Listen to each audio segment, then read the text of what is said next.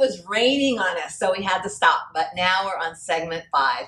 And we're still in Las Vegas. I really wanted you to see the beautiful view back here in Lake Las Vegas. So different from the Strip, you know, so peaceful. Yes. I think it's a side that most people don't get to see of Las Vegas, but it's a great place to just relax and chill. Actually, we're filming at Paula's second home, a vacation home. So it's actually fun. We're having a great time, great vacation time, and taking out some time to do a little bit of work at the same time. So anyway, we want to get back to the interview that we were having, and Paula was sharing with us. If you missed it, Paula moved from the banking corporate world, and she's into film, and she was sharing with us that she was in the corporate world for 25 years doing banking, and how she transitioned into film. So we all have hope, and what that journey has been like. She's done 3 short films, and she's got under her belt that she wrote, produced, and edited. And she directed, thank you. Wrote, produced, and directed. And she is also has a website called Mary Esther Ruth. Very inspiring and inspirational. If you get the opportunity, I would suggest that you take a look at it. The website is right there on our page. So we're going to get back to the interview. So Paula, you were sharing with us about film. You were talking about the transition and what that was like and why. But I think that where we want to move next is to, you said you weren't really sure that film was your calling, but because you felt that resistance, then there was something that you had to move into and do. So tell me, now that you've been like, what, 3 short films, what was different that you can feel here than what you felt in banking? Because let me say this, you did go back to school and get your master's degree so that you could promote in banking. So didn't you feel like you were in your path then? I mean, what's the difference of a feeling you got your promotion, you went and got a master's degree, you were VP. I mean, you moved all the way up to the top in your corporation. So now that you're here, how do you know that this is it and you're not doing the same thing that you were doing before? Yeah, how do you know that?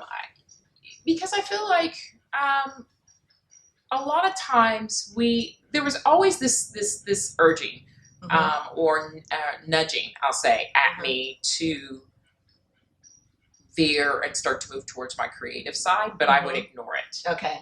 And so there was a creative side in you that always you felt. yearning. There was always the yearning, and I've always been blessed to be able to move through the analytical as well as the creative. It's what helped me be so successful in banking, which is totally analytical. Okay. But the urge and the desire from the creative aspect never went away. Okay. And so, and it was like I was saying before, having gone and got my master's and worked my way up isn't something that isn't going to be used in this part of my journey. I'm at a huge advantage because I understand finance better than most producers. I mean, you know, it's very, finance is very complicated, and I cut my teeth on that. I've been in that in the last 25 years. And so if you understand numbers, it's very easy to translate those. It doesn't really matter what industry, whether it's manufacturing, real estate, or it's film, right? It is a big driver. And so that's a huge advantage for me. So where I'm spending my time now is getting back up to speed on that creative side and learning to connect with that energy and that spirit of wanting to be able to tell stories. So, but it sounds like to me is what you're saying is that what you did in the past, it was still something that helped you move towards the path that you're on now, towards your purpose. And it was something that it's not wasted. No. So anyone out there, no matter what you're doing, it's not going to be something that's wasted. Never wasted. It's what you can take with you that moves you to the next path. And for you now, you quit your job. Yes. And you moved. You resigned. And you moved from Tulsa, Oklahoma to Los Angeles, California. Yes. Okay? I dive in. When You I just do took something, a huge step. Yeah, I do. So what would you say? Deep end of the pool. No life jacket. Let's go for it. Baby, God said. So what would you say were some of the obstacles? If you're talking to our viewer, what would you tell them is some of the things that they're going to have to face that they can come out of it, how they can move into it? I know it's baby steps. You took a leap. I did. You know, I did. And the leap's not for everybody. That's that is something that I felt comfortable doing after I had prayed about it, and my husband and I had prayed about it. Things began to line up for us. I wanted to leave the corporate space, so We had been praying about that and how that was going to happen. And then when the opportunity, when we were considering moving to Los Angeles, California, my husband was able to put in for a corporate transfer, and immediate, like, we didn't think it was going to happen for quite some time. We knew it would happen, but we thought it would be, take 6-7 months before we would hear anything. And 2 weeks later, he had an offer to move to Los Angeles. And we immediately, because it's so easy for us to go, oh wait, I'm not ready, but that's not the way God works, right? He wants us to step out and trust him, and we knew that that's what that calling was about when he got that opportunity. So that we was had to your step out. getting out of the boat. Yep. That took you guys out of the boat. Absolutely. Okay. Absolutely. We didn't have time to think about getting out of the boat. We wanted to organize it our way. Right. That's why we were like, oh, it's going to be 6 or 7 months before this happens. And 2 weeks later, he had an offer, and he had to make a decision right away as to whether he wanted to accept that position or not. And we really just felt like that was trusting God. To try to do it our way and be all organized was still in our flesh. But to just step out on faith like that was trusting God on that journey. And that's a hard path, and only you know when that's right for you. And I think that's why it's so important to be lined up with prayer, so that you can hear from God on what's right for you and the steps that you were taking, you're ready to take. I mean, when I say we stepped out of the boat, don't get me wrong, we were prepared. We had saved up for that. We knew we could easily sell our home. My husband had a job that he had been on 25 years himself, and he was able to get a corporate transfer. Right. We still had all of our benefits. We still had income. We had a son that, so there were still things that we were still organized, but you're still, in your mind, you're still not quite ready, right? Yeah.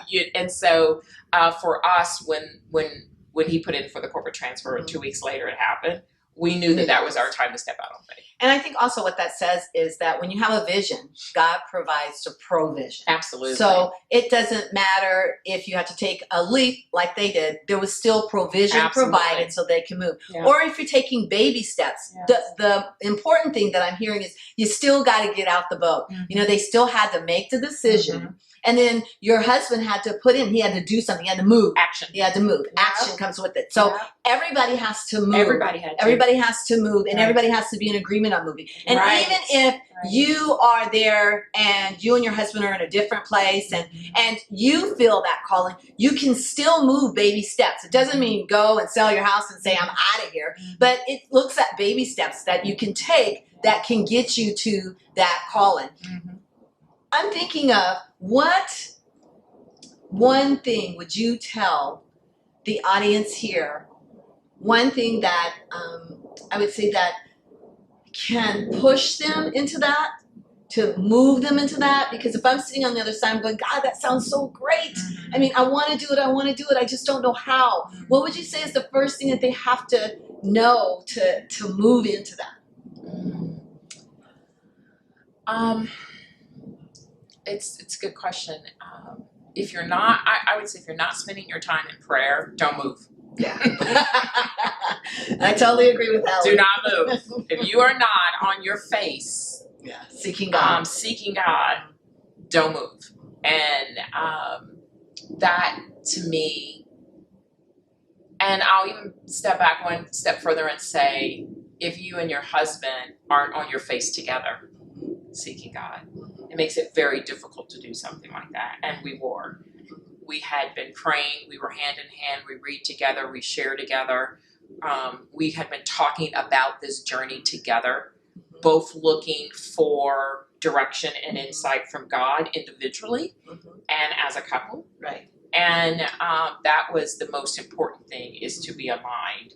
And I believe it was because of that alignment that we were able to do that. So seeking God first, and being able to hear from him in the direction that he wants you to go, and being able to accept what he says. Yeah, that's huge. That's huge. Because a lot of times we hear from him, but we don't want to accept what he says, because it's different than what I would have thought I would be doing. Right.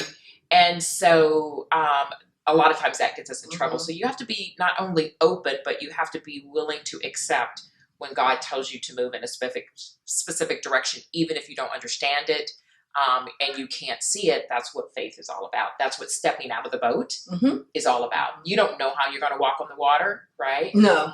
Mm-mm. But you just have to trust him that he's holding you up. Right. Right. Yeah. That's good. Yeah. That's good. Okay. And then what would be the one thing that you would,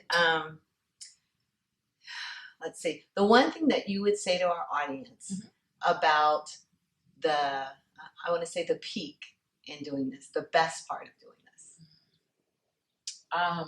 The best part of doing this comes from a book that I read and I've shared with you, The Alchemist. Oh, and yeah. Oh, gosh, there's a part in there where he says, every day in search of my purpose is one more moment spent with God. So it's every moment in search of my purpose is a moment spent with God. And that's exactly what that feels like. I get, like when I read that, I remember going, wow, that was amazing to me. And then as I'm doing it, I get it. You understand it. You understand it. Yes, yes. Every moment in search of my purpose is a moment spent with God. And I love that. That is Yeah. awesome. Yes. Awesome. Yeah. Awesome. Thank you. Yeah, I'm so excited. Oh, thank you, God. We did it. Thank you guys so much for joining us. Paula gave us some great tips that we can move in search to help us move towards our purpose. I think one thing that's really important is even if you don't know, just talk to God and let God direct you.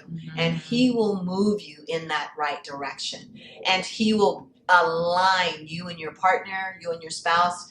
He will align you so that you can come together and move to fulfill your purpose. God has given each one of us a passion and a purpose. And when it happens, man, it happens rapidly. You start moving. You know, we see Paula has done 3 short films in 2 years. Yeah. I mean, it's just 2 years, right? Yeah. Not even 2 years. Not even 2 years yet. Yeah. So, I mean, when God gets ready and when you're ready, I think that more importantly, he's always ready. Yeah. It's when we get ready Right. and we get on our knees and seek him. Then we can align and we start moving in our purpose. Yes. Yes. God bless you. Thank you so much for joining us. Have a great week, and I look forward to seeing you next week in our segments. Bye-bye. Bye-bye.